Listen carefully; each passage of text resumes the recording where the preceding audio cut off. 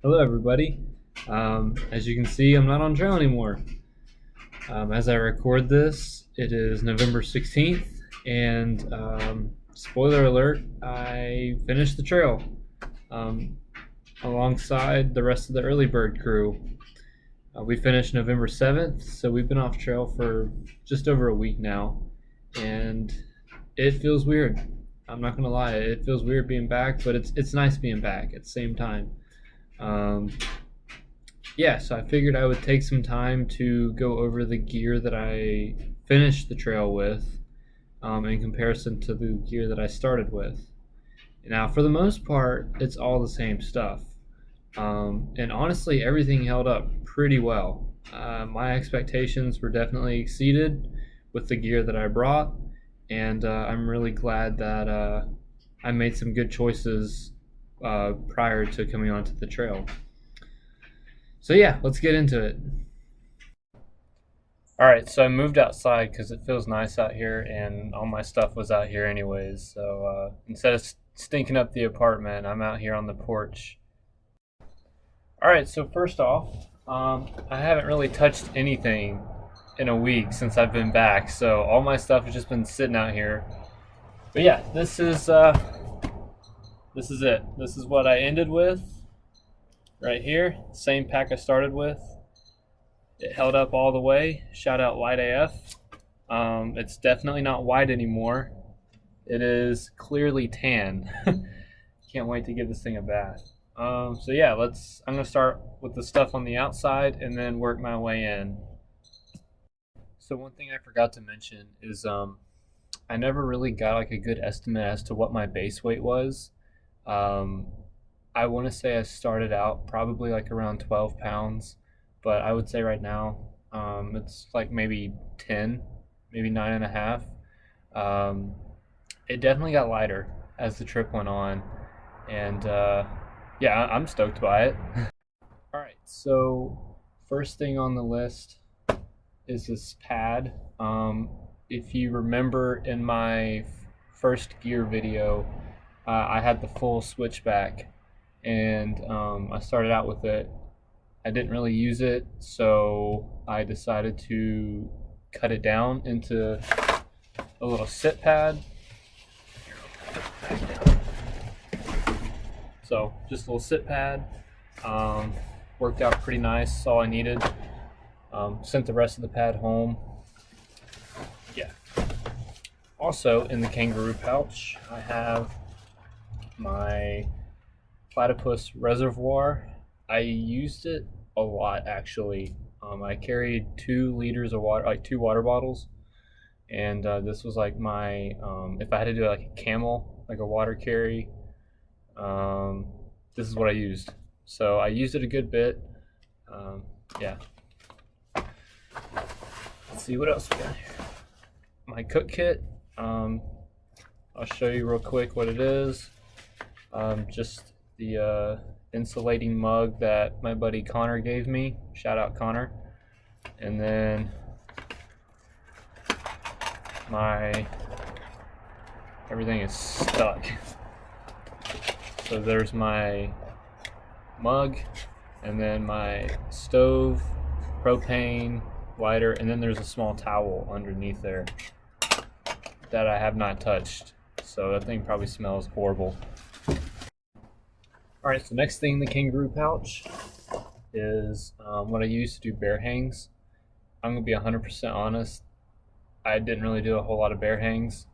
If there were bear boxes or bear cables, 100% used them. But other than that, I didn't really use a bear hang that much. Definitely know how to, and definitely think they're useful. But it was just bad practice. All right, next thing I had in here was just my Frog Togs rain jacket. Held up the whole way.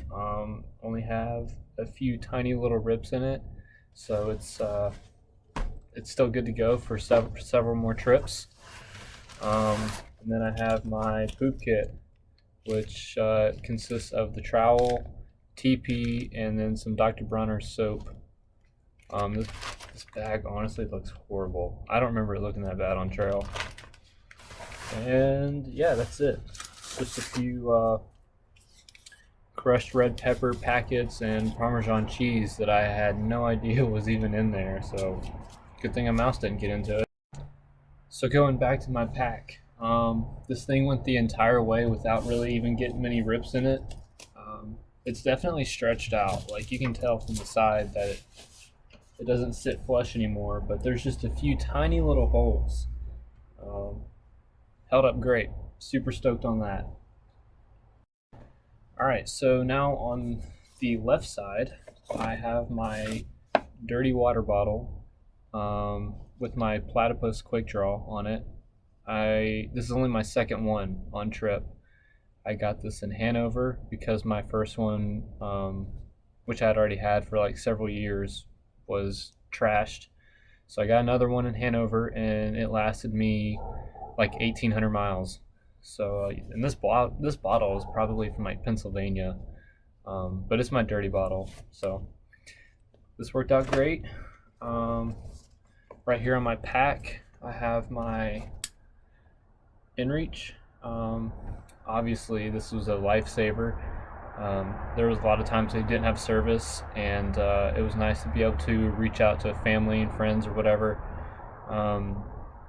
Yeah, this is great. I highly recommend this or something like this to any thru hiker or outdoor enthusiast. Yeah.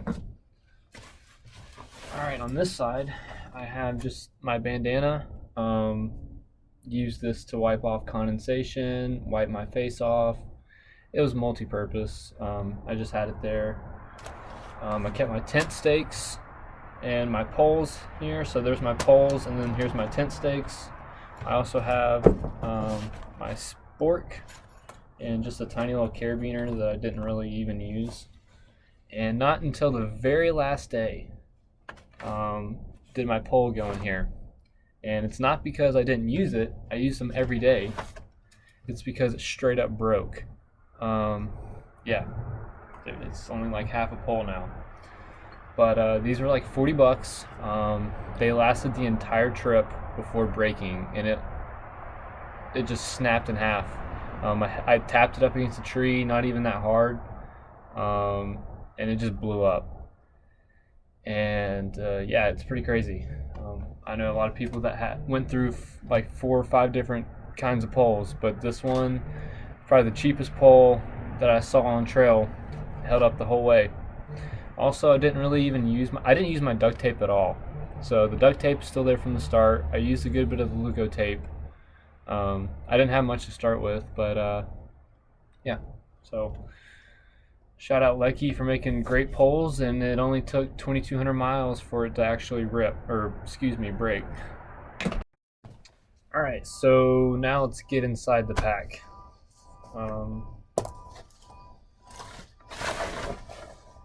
God, that smells horrible. All right, so first off, I have my, I don't know what you call it. I have my, like medicine, or not medicine, but my toiletries in here. Had my toiletries in here. I had my case for my glasses in here. Cork ball this is one of the things that it works great. I just never really used it. I started off using it, and whenever I would get to camp, I was just too tired to mess with it. So it works great. It's from Rawology. I just never really used it. And then my repair kit. That's all you need. You don't need anything big. And this might catch some people by surprise, but this is all you need for a first aid kit. That's it right there. And I didn't even touch it. My Swiss Army knife is in there, and that's the only thing I used, and that was to like cut cheese or something. Yeah, I mean, you don't need any of this, or you don't need anything more than this. I didn't use my tick key. I didn't use moleskin. I didn't use any band-aids or alcohol wipes. Didn't use any Advil. Yeah, so shocker. And then I just had a face mask in here, but All right, next, my electronics bag. It's really not much. It's about like that, tiny little bag. Um, I use the same 2 battery banks. Um, I use the same headlight. The only thing I didn't like about my headlight is there's no red light. So it was kind of annoying at camp whenever it's dark and I'm the only dude without a red light and I'm just white lighting everybody. Yeah. This was just what I carried my electronics in. Worked out great. So on top of the pack, I used my tent. Worked out amazing. I really enjoyed using this tent. The only thing I didn't like about it is the vestibule. It's like tube style, so the vestibule is in the front. It's not on the side, so you have to like crawl through the tent in order to get in instead of coming through the side. Other than that, super lightweight. Like I said, worked out amazing. Next off was my food bag. This thing worked out great. Unfortunately, the mice got into it. Yeah, got a hole there. It's a 20-liter bag. I never filled it up. I never filled it up completely, but the most food it had in it was like 6 days, and that was that was my first 6 days before we got the resupply. So yeah, 20-liter 20-liter bag, maybe a little bit overkill. I know some people use the 20-liter sack for like a pack liner. Worked out great. I think if I were to change anything, I would get like a pod versus a roll top like this, and just smaller. You don't need 20 liters for a food bag. I never filled it up. So. All right. Oh, one thing I want to mention. If you're wondering what to use for a pack liner, just use a compactor bag or contractor, whatever it's called. The big black trash bags, use those. Don't waste your money at REI getting like rain covers for your pack or whatever. They work, but they're not waterproof. If you want to completely seal off water, put a trash bag inside your pack. That's just what you gotta do. So it'll save you some money. All right, so inside my trash bag, I didn't really put my food or anything in there. I put my electronics in there. I got rid of my stuff sacks. So in my first video, I had like a stuff sack for my sleeping system, for my clothes, and yeah. But towards the end of the trip, I threw out the stuff sacks. I still have them, but I don't use them anymore. And anything that can be squished down smaller, that's exactly what I did with it. I just crammed it in my pack. Didn't really care, didn't fold it, just crammed it in there, filled up all those tiny, weird spaces or whatever. Because my pack's kind of a weird shape. It's really thin and tall. So it doesn't expand out, it expands like up. So I wanted to make sure that I was literally using as much space as possible, or as little space as possible, excuse me. So yeah, I just crammed all my clothes in there, crammed my sleeping bag in there, all that. Yeah, this outdoor research hoodie that I had, amazing. I carried this thing the whole way, and it smells horrible. Yeah, this thing was awesome. It's lightweight. Yeah, it was perfect. Next, is my sleeping pad. Again, I'm just like pulling stuff out because it's not in any sort of order. Oh yeah, so my pillow, my Sea to Summit Arrows pillow, worked out great.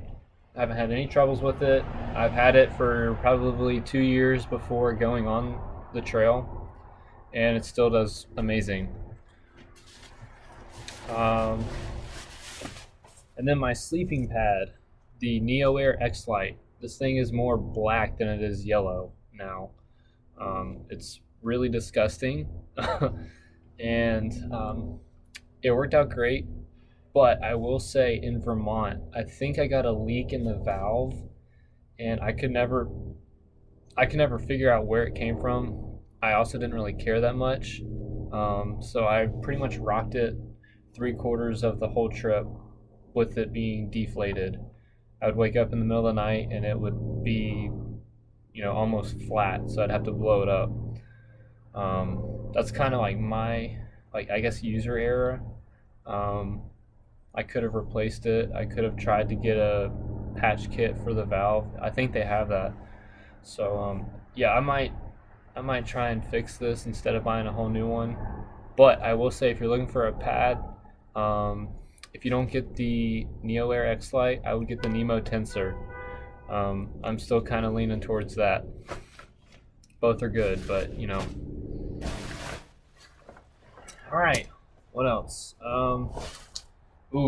My sleeping, or my liner.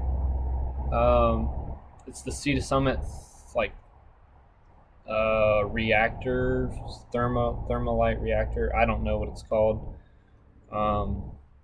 Yeah, this thing worked out great. It's very lightweight, packs down small, and it adds warmth. I never got cold because I used this inside a 20-degree quilt, and the temperature got down to like 4 degrees, or the wind chill was 4 degrees with 40-mile-per-hour winds. Yeah, it held up great. Definitely like this thing. Let's see what else. All right. Oh, I guess I'm pulling up my quilt. All right, so my quilt. It is the UGQ Bandit. As I mentioned in my first video, held up great. Like I said, never got cold. If I got hot, I just threw it off of me. That's one of the pluses about having a quilt, is you don't have to try and unzip everything. You just kind of throw it off. Yeah, this thing was amazing, and I will probably need to wash it because it smells horrible. My puffer is just an Eddie Bauer puffer. The Cyrus Light, I think, 650 fill.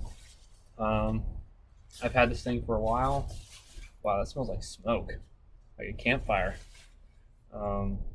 Yeah, I'm super impressed with it. Worked out great. Wouldn't have changed it. Let's see. Just a beanie that I got at a consignment store. This thing has been through everything with me, and yeah, I'm really glad I had it.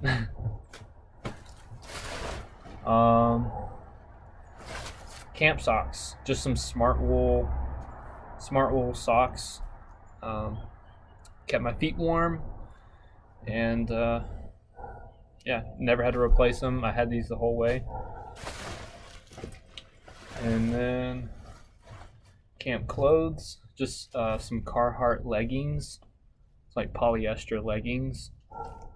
I wore these at camp, and when it got really cold, worked out great. And then just a polyester shirt. This is one from my college, and I would wear this going into town while my stuff's being washed, or if I wanted just another shirt to change into at camp. And I think that's it, yeah. So that's all I brought. I sent home, like I said, the switchback. I sent home the top to my Carhartt leggings. It came with like a thermal top. I sent that home, never used it.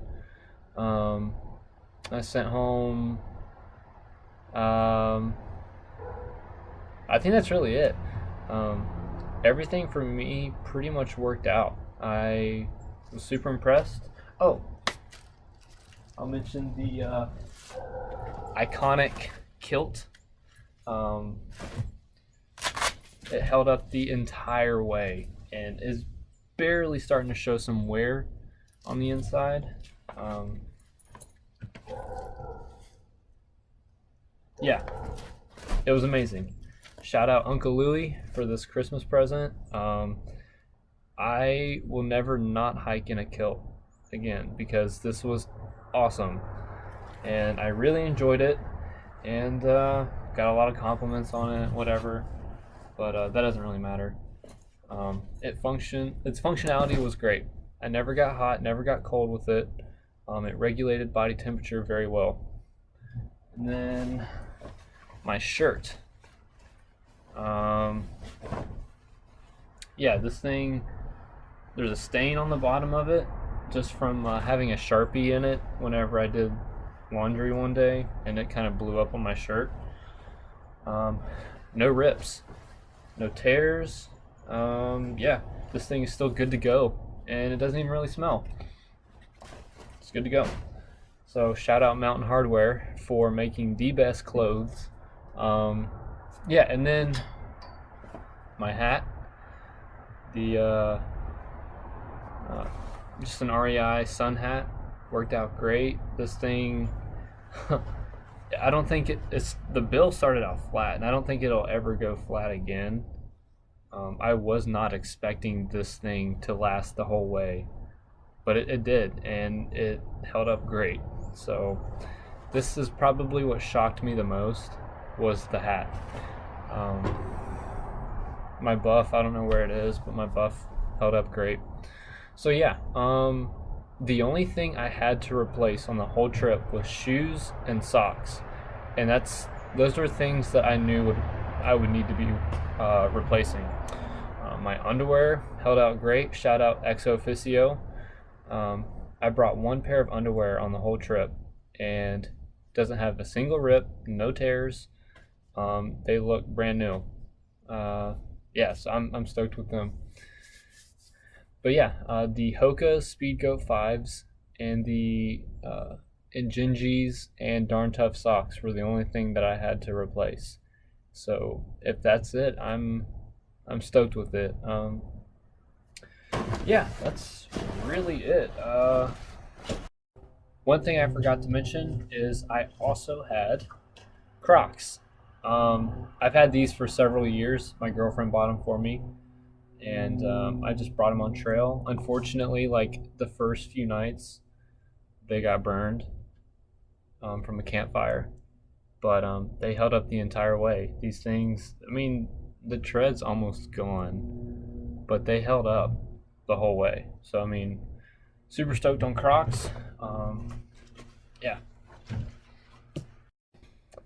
Yeah, so that's all my gear that I brought with me, or at least finished off the trail with. Um, I just want to say a huge thanks to everyone for supporting me and supporting the Early Bird crew. Um, it was one hell of a journey, and I wouldn't have changed anything about it. Maybe eating a little better. We ate pretty bad, but yeah, I want to give a huge shout out to all the Sobo hikers that we met, and all the hostels, all the trail angels, everyone. It truly is wonderful, like the trail community and how well everyone just rallies around a cause together to help out hikers. It's amazing. So I'm really fortunate to have met so many great people along the way, especially my trail family. They helped me through some of the hardest days, and obviously we enjoyed the great days together. It's really cool to start on the other side of the country by yourself and finish the trail with the same people that you met on day one. So I don't think a whole lot of people can say that, but I'm proud to say that I can. So shout out to Rocky, Syrup, Cowboy, and Relay. You guys are awesome, and maybe we can go on another adventure together. So yeah, that's that's really going to conclude this video. I might do another one about like just an update on life after the trail. But for now, I think this is just going to stay, keep this one just to gear, because I know that there's a lot of Sobos out there, or aspiring Sobos that don't really have resources. I know when I was doing research, everything was for Nobos. It seems like Sobos don't really do videos, so I wanted to make sure that I passed on my knowledge to people further on down the line. And I don't know everything about the gear. I just know what works for me and what didn't work. So yeah, I hope you take all this with like a grain of salt. Maybe it'll work for you, maybe not. But yeah, thanks for watching, and yeah, see you next time. Peace.